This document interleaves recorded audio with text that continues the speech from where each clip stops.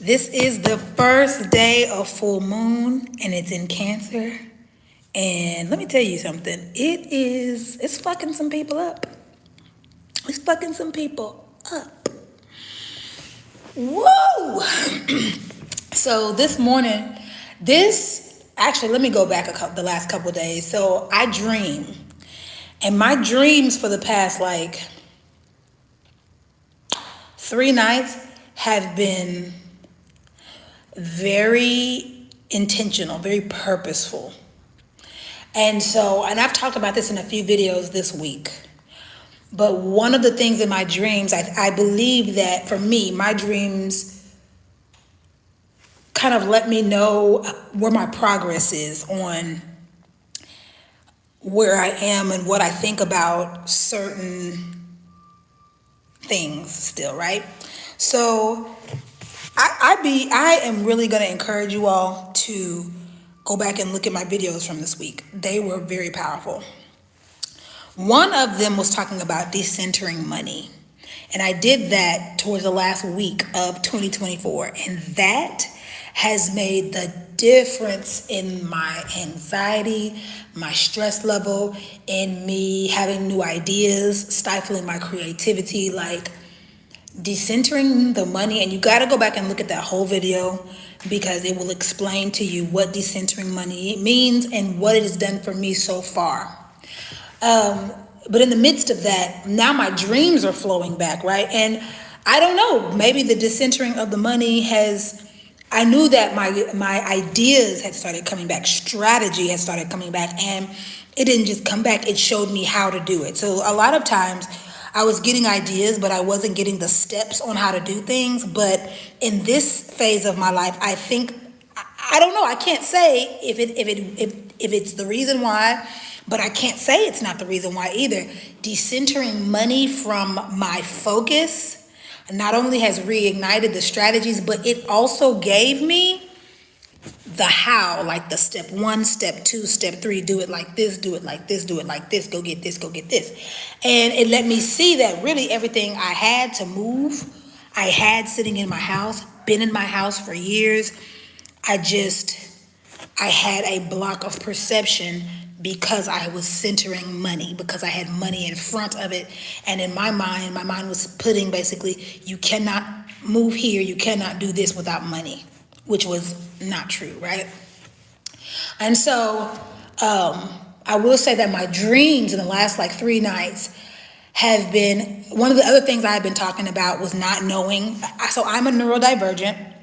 And one of the ways that shows up for me is I have a processing delay. So I won't know that people are being mean to me or people are not my friends until months or years later. I won't realize that some of the things that people said to me or how they treated me was not loving, was not a friend. And so, for example, if you guys are new here, my name is Kelly Marisha. I live in Mexico. And one of the stories I tell was when I used to belong to the church. I'm no longer a Christian. I'm an atheist today, like an agnostic atheist.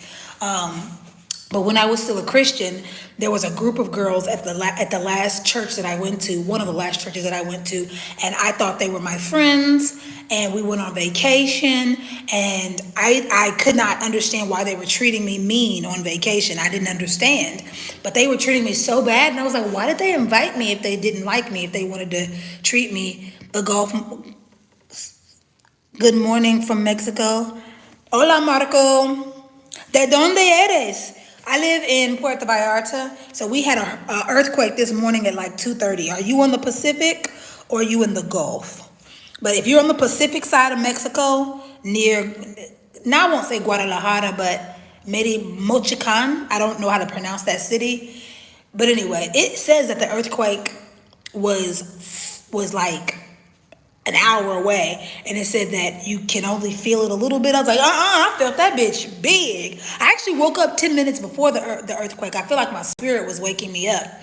And so about 2:32, everything just started going crazy. And I didn't feel an aftershock, a bigger one, but it says that we had an aftershock like an hour later. But anyway, I didn't know when people weren't being nice to me, right?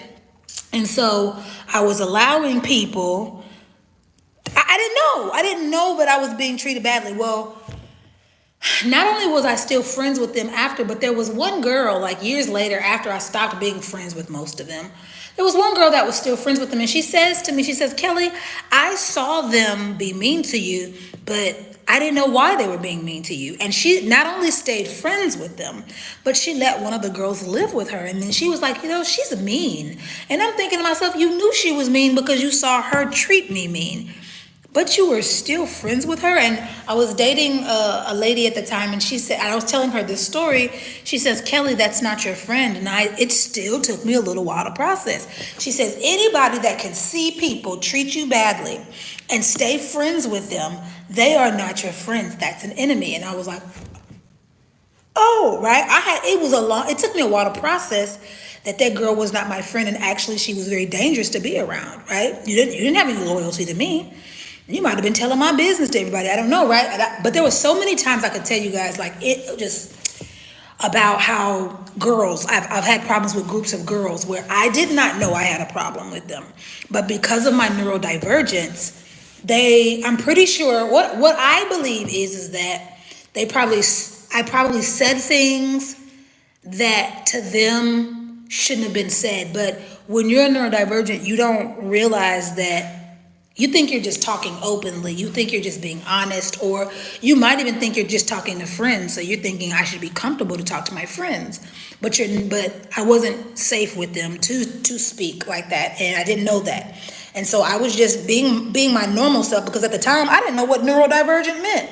I didn't know what autism was. I didn't know what being on the spectrum. I didn't know what any of that stuff meant, right? And especially, I'm an adult, so I'm not thinking I've got anything. I'm not thinking I'm on the spectrum of nothing. I hadn't even been to therapy before. I didn't know anything about any of that. So what I know now is that I probably was talking and saying things, and they thought it was weird, or they thought it was, oh, why would she say that? Or that's a weird thing to say. But instead of telling me, they lumped together and started talking about me behind my back. And then I started watching people that were staying friends with people that, when I would tell you that so-and-so did something to me, they talked about me or they were being mean to me, if you stayed friends with them, I didn't realize that wasn't the right thing either, right? Because I thought, sometimes people say, well, just because you don't like them doesn't mean that I don't have to like them, so I'll stay friends with them. But that's dangerous too. Like, never stay friends with people that are friends of people that will hurt you or would say mean things to you or would treat you poorly. Never, never, never be friends with those people, because you're in danger. Those people have no loyalty to you. They will not defend you. They will not take care of you. They will not protect you. They will let people talk about you and behind your back, and they'll sit and listen to conversations. I didn't know all that, right? Hola. And so, in the process of me learning all of this, right, I think in the last 10 years, it has made me not want to make new friends. And it has made me become very isolated, because I just didn't feel safe with anybody. Like, who knows, I'm going to always be neurodivergent. I'm going to always be strange. I'm going to always say weird things to people. And let me just stay around the people that I know can handle my weird, and not introduce my weirdness to new people and take the chance of them rejecting, or take the chance of them talking about me or me not being safe anymore. Well, now, in the last, I want to say 5 weeks, my spirit has brought back up those situations of those mean girls, of those groups that I used to be a part of that were mean to me. And I have really been just digging into that, rewiring, seeing where the root of it was, seeing who I want to be. Holding this is making you do this, and keeping this alive and going on in your mind is making this happen. And so just seeing all that, and even some of it was just like, I'm tired of holding this. I'm tired. I don't want to feel this way anymore. I don't want to. So, because I live in Mexico, so I'm new here, and there were people that are trying to make friends with me, but it was difficult for me to do, because I still had that old mindset inside, like, I'm not safe with them. I don't want to reintroduce myself to anybody new. I don't want you to hurt my feelings. And here's the deal. I fell in love with myself in the last 3 years. And it's in a way that So a lot of people talk about authenticity. One of my clients this week was talking about, she asked me what authenticity meant to me. And authenticity means to me, I know that I'm neurodivergent, and I know that I am going to say and speak freely, period. Okay? I'm going to do that. And so I have, from the work that I've done inside of myself, that not just healing, I call it rewiring. With the rewiring that I've done within myself, I don't care if you think I'm weird. I don't care if you think I said something off or strange, and I don't care to explain myself. When I'm with people that I really enjoy and I feel like I'm bonding with them, I'll explain myself. But for people that I can clearly see that have a wall up, or they're determined to misunderstand me, I don't give a FUCK about explaining myself. I'm trying to get monetized, so I don't want to be saying bad words that'll get me not monetized. But I don't care what anybody else thinks. Like, I realize that by me being afraid of what others would think about my neurodivergence. At first I thought, because I'm not Christian anymore, I thought, there are people that are going to judge me because I'm not Christian. It's not that for me. I don't really care, because to me, I respect people's opinions to pick what they want to do for their spiritual practices, but I do not respect all spiritual practices and how they manifest in people, because I see a lot of people that are stifled or oppressed or performing well under what they could be doing because of a belief system. And that's what I don't like to see. I don't like to see people that are powerful, but they are quenching their power because something outside of themselves or a tradition has told them that they need to quench their power. I think that is the saddest thing to me in the world to witness. And so I don't care, what people think. I don't care if I say something weird. Before, with the neurodivergence, once I realized that people were thinking I was strange or weird and like talking about me, I stopped expressing who I was, because, like I said, I didn't want people to see that. But also, I hadn't fallen in love with it yet. I hadn't seen the beauty of it. I hadn't seen the value of it. Like, one of the things about me that's beautiful is that it's very difficult for me to lie. In fact, I don't lie much. Like, if I want to get off the phone with somebody, I might be like, I gotta walk my goldfish, right? That's a lie. But I don't lie. It is very difficult. And most of the time when I get off the phone like that, the person knows me and they know, bitch, you ain't walking no damn goldfish. You just want to get off the phone. Yes! I'm gonna get off the phone. I'm done talking, right? And because I don't like sitting on the phone. And I love that about myself. I love how strange I am. I love that I'm gonna say something that's weird. I'm gonna say something and be like, bitch, why did you say that out loud? Because I wanted to say it out loud, right? I love this about myself. And so I now like the opportunity to show my quirkiness, my authentic self. I like showing my authentic self to people because it's like throwing spaghetti on the wall. I get to see who I stick with. I get to see who likes it. I get to see, the thing with authenticity, when you're not authentic, you can't fully tell who you're attracting. You don't know what you're attracting when you're not authentic. You know what the personality that you've created that keeps you safe. You know the kind of people that attracts. I am aware of the kind of people I used to have this very flamboyant, center of the attention kind of personality. The bad bitch. I used to have the bundles down to my backside, my lashes, and I still love lashes, but I would have like these big thick eyebrows drawn on. Face beat. That's what we would call it back in 2015, 2016. You gotta have your face beat. I was always beat. I would have on 2 girdles. I got a beautiful shape. I'm one of those people that's got a small waist and so I'm shaped right, and I was that girl. And I used that a lot to attract. I used my body and my outward appearance to attract people, and I'm very aware of the type of people that attracted. But all the while, the inside of me was very lost, very conflicted, trying to pray something away. The inside of me was trying to shame something away, trying to shame this version of me away. It was trying to, and it wasn't shaming it just for shame's sake. It was shaming it because I assumed the fear of the generations before me that felt like who this is unsafe. And so the things that they taught me, the boundaries that they taught me, the no-nos that they taught me was their effort to keep me safe. I do not believe that my ancestors, my great-grandparents, my grandparents, even my mom and dad, I don't think any of them were trying to maliciously keep me from being myself. They were trying to keep me safe according to what they knew. And I appreciate that. But then as I got older, I got a chance to figure out what kept me safe. I get to decide what keeps me safe. And I get to venture out on what I want to know and understand and study and read and who I want to be, right? And so now that I've taken away the fear, and that fear got taken away by me leaving the church and by me leaving God, Jesus. When I left that and I was out on my own, I got a chance to feel all the fear and all the worst case scenario. And when I got out there, I realized nothing was out there.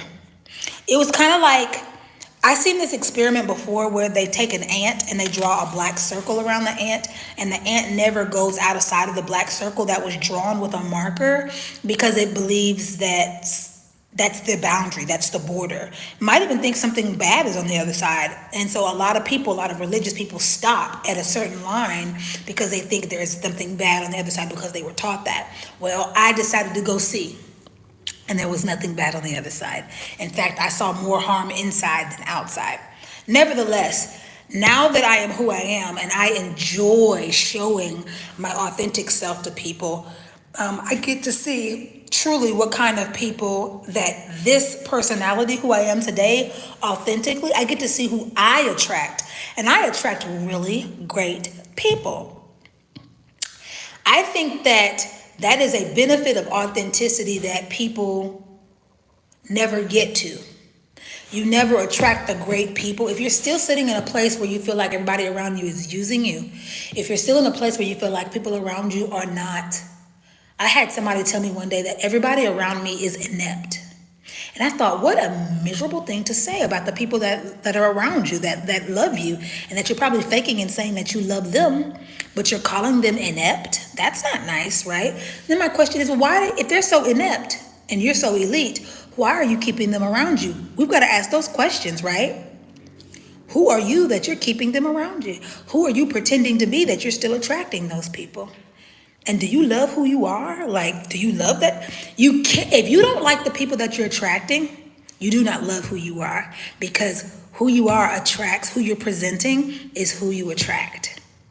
And so if you're presenting a savior, and if you're presenting yourself as a person that's got all the answers and a know-it-all, and you attract users, you don't want to be a know-it-all. You don't want to be the savior. But if you don't reconcile with yourself about why you're presenting this way, why are you pretending to be this person, why have you taken on this character, why are you being this person? If you don't do your own shadow work and realize why are you being that person, you're going to continue to attract the same kind of people that you say make you sick, make you mad, make you irritated. I don't feel that way anymore. I really am attracting, I attract people that are very enamored with me, like I am a role model. I attract people that look at me and they say, I want to be like you, right? They see something powerful in me. They see authenticity. They see me unafraid. They see me say weird things and still think I'm the shit, right? I still think I'm the shit, even if I say something weird. And so when people see that and they're like, man, I say weird things all the time, but I'm afraid to say weird things because I don't want people to think I'm weird. I don't give a fuck. I need you to think I'm weird.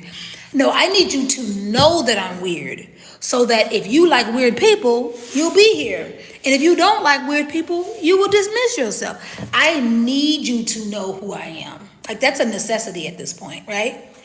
And so that's authenticity to me. When people describe authenticity, this big long chunk in the last 10 minutes, that's authenticity that I just don't think you can define so simply. You kind of got to show what an authenticity means, what it looks like, and how it manifests, right? I think all of that is important when you're explaining to people what that means. My sippy cup. Y'all know I'm gonna have my sippy cup. Today's beverage is brought to you by Be Light, the lemonade, the limon. And there are no carbohydrates, no sugar, and it's definitely a delicious drink. That's today's beverage. So that I don't sit and drink the whole liter at one time, I put it in a cup. That's been very beneficial for me. You guys know that I eat on a schedule. If you guys want to know my schedule, you can go back and look on the video. I think I did a video 2 days ago on my eating schedule, how I set up, what time I eat, how I eat, why I chose that eating schedule. That's going to be very beneficial to watch. But anyway, so my dreams have been about, I had dreams of some girls from the past, some girls that historically I'd had the issues with. And I was having dreams at night. And so one night when I woke up, I was like, hey, you're having a dream about this messaging around, mean girls and girls not, or people not being honest when they don't like you and just kind of staying around you. And that's another thing with me. Another reason why people aren't honest with me about staying around me is because of who I was connected to. I am connected to, in the church that I grew up in, I was connected to church celebrities inside the church. People that had big names in the church. I'm connected to them like family. Like I'm at their house privately. I'm calling them privately. I was a hairstylist up until about 2019. I retired. And so I was doing the hair of celebrities. And I still work with some celebrities now. I'm a mental health worker. I'm a wellness and energy wellness worker. So I still work with some, but not so many people in the church anymore because some of them chose to distance themselves, and that's just fine by me because what did I say earlier? I am fine once you see who I am. If you want to distance yourself, I encourage you to, because I'm not going to change and I don't want you to feel uncomfortable. So because I care about you and I don't want you uncomfortable, you should remove yourself from me, but I will not change. And that's Oh Mary Had a Little Lamb. So I think because of who I was connected to, people kept me around to just leech off of my connections, my network. Now, we're going to talk about that. We're going to pause, and then we're going to go back to the dreams. No, I won't talk about that because I think I'll go off too far. But just know that you are valuable. Whether you have money in your account, before I had money in my account, I was valuable. Why? Because I'm pretty privileged. I'm a pretty person. I have a great personality. I know how to dress my ass off, right? Especially back then, I was model-esque, right? And that would make me very attractive to people in certain arenas because people in certain arenas are attracted to pretty people. People in certain arenas are attracted to the people that dress the best, the people that are the most, the light in the room. People are attracted to that. I was always the light in the room. So I developed a very big network of the who's who in Dallas. People knew me, especially in the fashion arena, in the black fashion arena, people knew me. People were starting to know me in the music world in Dallas. And so I would definitely have people around me because of who I was connected with. And so whether you have money in your account or not, you be mindful of people staying around you. They're clearly telling you they don't want to be around you. They're clearly mistreating you. They're clearly not allowing you to feel good and feel happy. And they're not, when you're around them, you feel like you should clam up and you feel like you should hide who you are.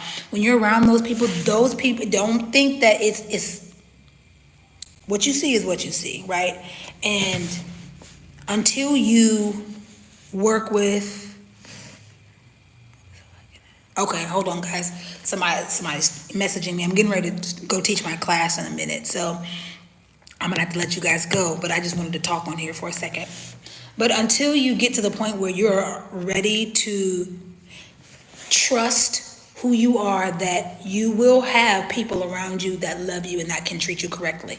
Until you get ready to fully trust in who you are, you will be afraid to let go of the people that are there, because in your head you'll think, well, I've been with them so long, and what if I don't get this again? And sometimes even people have this, especially depending on where you're from, it's a cultural thing maybe, that people want to keep friends from cradle to grave. You think that there is a bonus in the longevity of friendships. And while having long lasting friendships is important, it is not everything. Having quality friendships is way more important than the duration of the friendship. So, anyway, I was having the messages in that dream, and so when I went to sleep the next night, I was like, okay, you know where your dreams are. You know they're talking about this area of, you know, not, yes, how people are treating you, but also making sure that you're peeping game and moving yourself into a safe space, moving yourself into a place where you can thrive. And so the next night, I had the dream again. It was a different set of girls, but it was the same energy, the same type of dream. And I got a chance to control the inside of the dream. I love practicing controlling the inside of my dream, like what do you call that? Virtual reality. Your dreams can be controlled just like virtual reality. So inside of my dream, I was literally just virtually controlling and manipulating and walking away from the situation. So when I woke up, I was like, I walked away. I walked away, and I was so proud of myself, right? And I take that as a symbol of that the wiring in my head is complete. The lesson has been complete. The wire is now, the dial is now set towards a place that is good for me, that is healthy for me. I do not need to be afraid to make new friends. And literally yesterday, one of my neighbors, and she's been my neighbor, I've been in this apartment for about 2.5 years.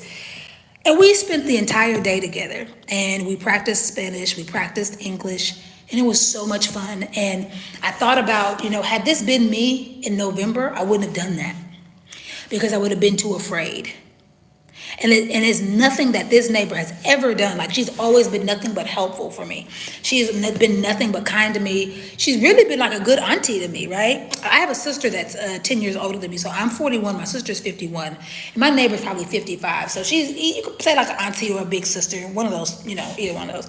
She has been so kind to me. And so it was so nice to be able to go out with her yesterday, and we had an amazing time. And I just was, again, just shocked at myself, because sometimes I don't like to go out with people because I don't want to get stuck, because like I said, at the end of the day, I'm still neurodivergent, and I have a social meter. Like, I can go out for about an hour or two. But so here's a good thing about me. Like, if you say, Kelly, would you ride to the store with me? I'll say, sure. Where all are we going? Why I'm asking you that is because I do not, if you're the type of person that gets me outside in the car and then you drive to like 10 different places and you only said you were going to 2, I will never be with you again, because I know that when you get me out, you're going to kidnap me, basically. And my social media is going to be over and done with. And I'm going to try my best to fight and smile and say, yeah, it's okay. And then I'm going to get moody, and then I'm going to have an attitude. And I'm not going to be able to fight the smile and create a smile anymore, because I'm ready to get back into my house. And my house is just, it's a hug. When I step inside of this house, there's nobody else in here. It's a hug. It's a comfort place. Sometimes I just need to come back into my house and be comforted. I can go back out, but I need to breathe alone. I'm very introverted. I am highly introverted. I am fueled by solitude. I am fueled by being by myself. I like being by myself. I prefer being by myself. I live by myself, 8,000 miles away from my mother. I live in, probably more than that, I live in Mexico. My mama lives in Kansas. I don't have a bit of family down here. I love being down here by myself. I love it. Isolation is yummy to me. I love silence to the point where my ears ring. I sleep with those orange earplugs, the ones that you pinch and put in your ears. That's how quiet I want it to be. I love solitude. So I just was very happy that I got a chance to spend the day with her yesterday, and I loved every bit of it. There was not one point where I said, I'm ready to go home, I'm ready to stop talking. Not one point. And I was impressed, because I don't think I've had that in a decade, where I've been able to be around somebody that I really don't know, and have such a good time. And we speak totally two different languages. Like I said, I'm practicing my Spanish and she was practicing her English. So we speak two different languages. Had such a good time yesterday. Like, we'll do it again. It's wild for me to say. Please believe me when I tell you that's wild. But another thing is that when you're neurodivergent, you realize in other countries, you're just right. Because there are other countries, especially in Europe, where the honesty is preferred. It's customary. The honesty of somebody who's on the spectrum of autism or any kind of neurodivergence, it is, when you go to Europe and speak, no one's looking at you like that's inappropriate, that's this. That's customary. Like, we need you to be honest. We need you to say this, right? Because I'm going to say it to you, so I need you to say it. So when you start traveling and realizing that a lot of these things that people think are proper or improper are very, not just cultural, but regional.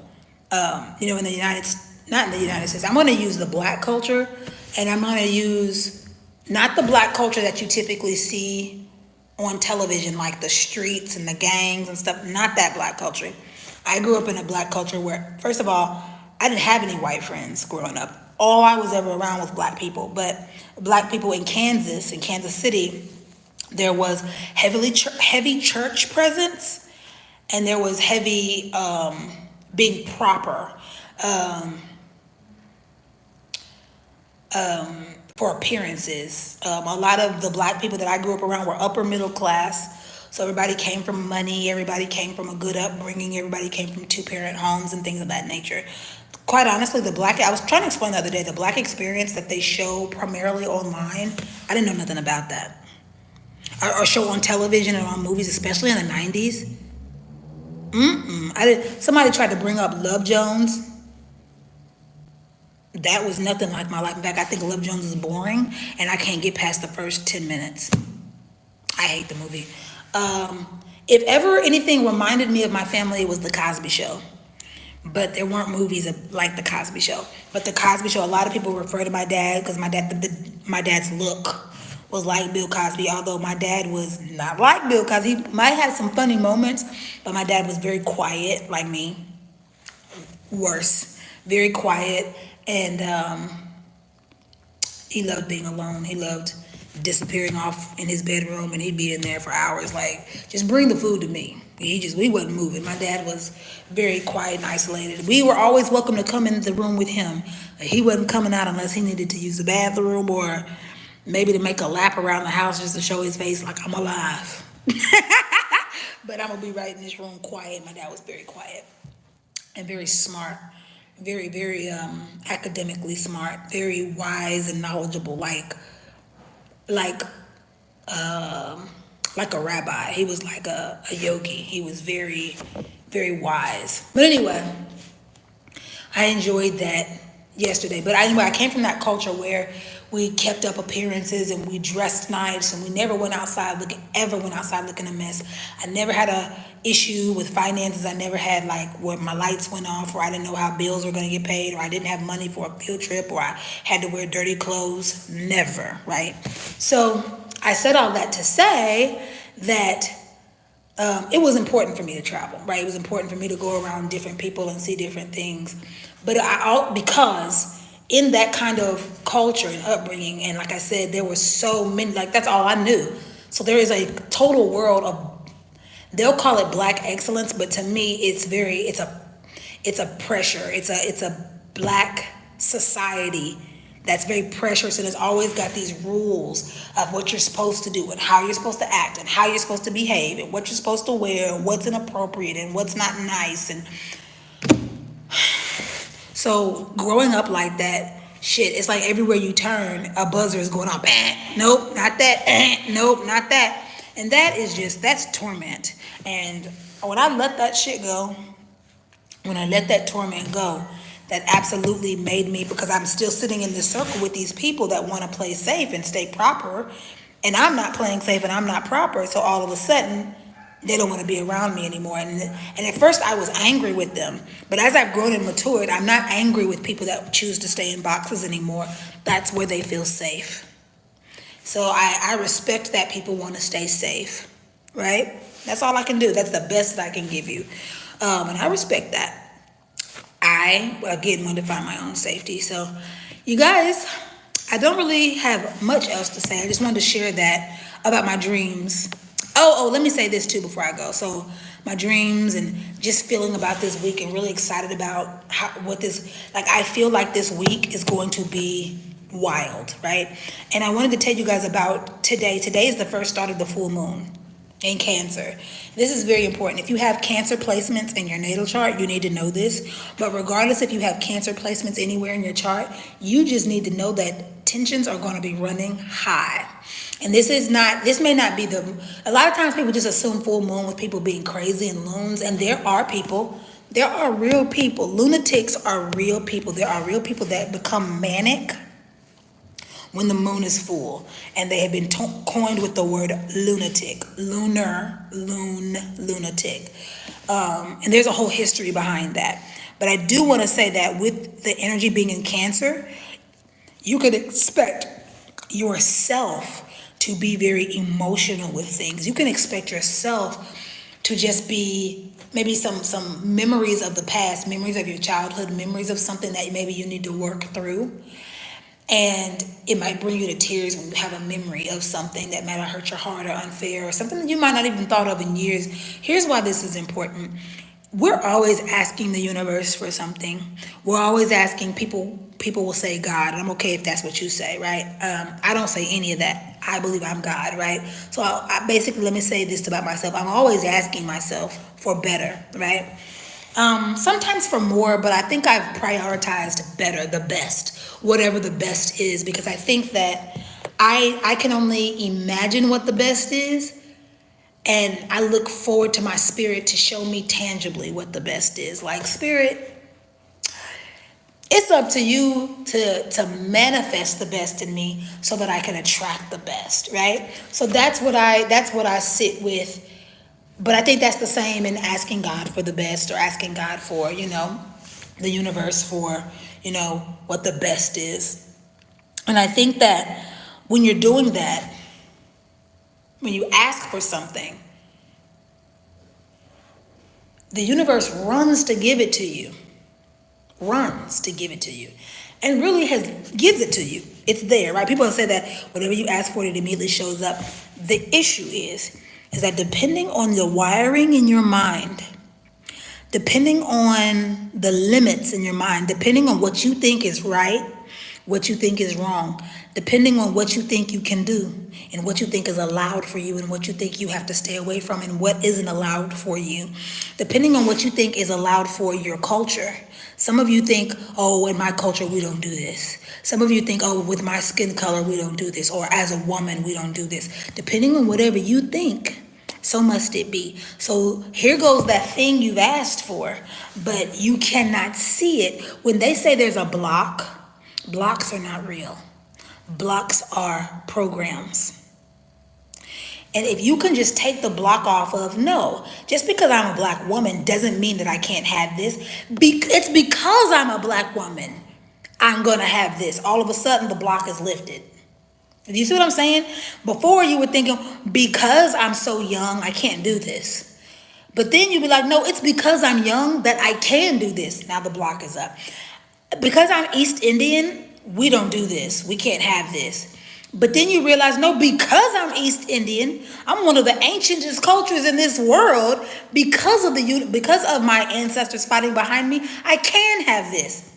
When the block is lifted, when the boundary that you put up, that you were holding, a lot of times people gave it to you, people taught it to you, people religioned it into you, people feared it into you, people shamed it into you, you saw it demonstrated into you. When you let all that shit go that had nothing to do, you weren't born with these blocks. You weren't born Christian. You weren't born Catholic. You weren't born Muslim.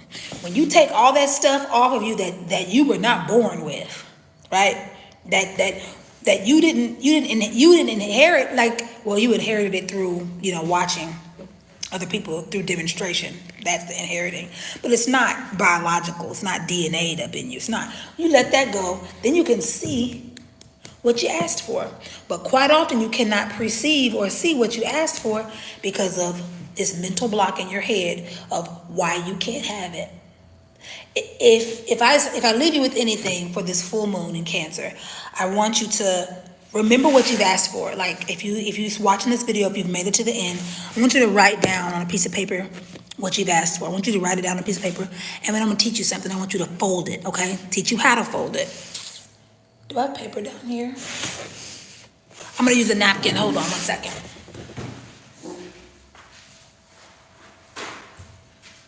I want you to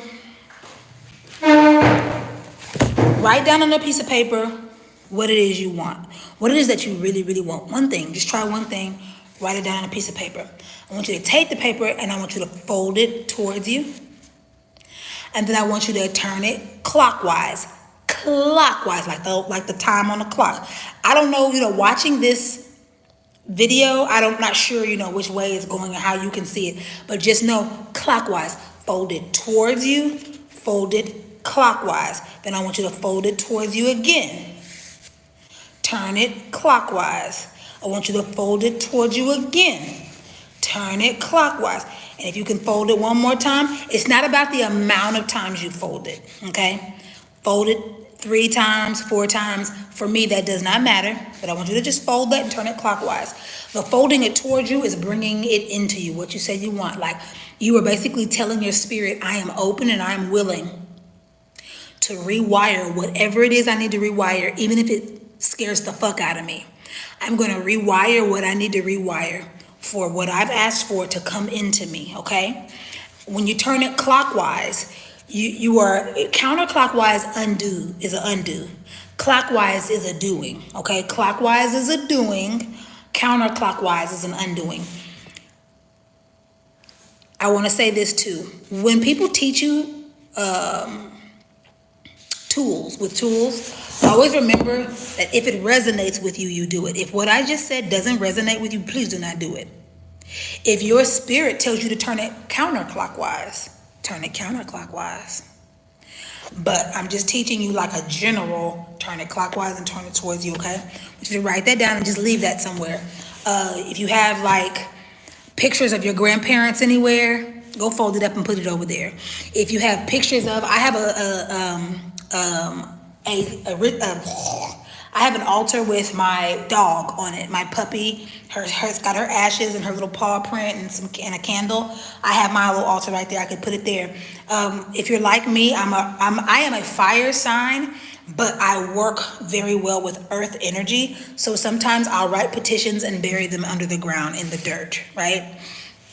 And so you can do that too. So it's lots of little things. You don't just, even if you just want to just fold it up and put it in a diary or a journal, that's good too, okay? Do what you're led to do with the petition that you wrote. Really, it's something for yourself. You writing it down is not for anything outside of you. You writing it down is basically, this is the contract for yourself. I want this to come in. It's also a promise. It's a contract and a promise. Because contracts are promises. Meaning that if you do what I tell you to do, the reward of the contract will be awarded to you, okay?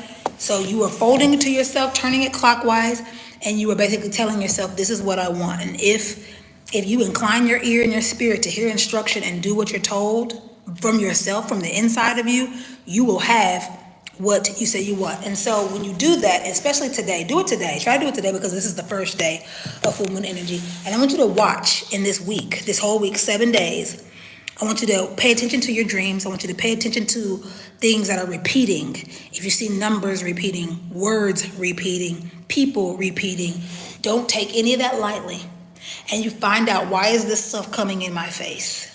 When you ask for something, if there's something in the way that's keeping you from perceiving it, your spirit will fight to try to give you every kind of message that you will allow to show you, you need to get rid of this right here. You need to move this right here. You need to work this out right here. So, for example, if I said I wanted something and my spirit is telling me, you need to work out your thing about friendships. You need to work out this. I guarantee you one thing, I did not ask for more friends. I'm telling you right now, that was not what I asked for, was more friends.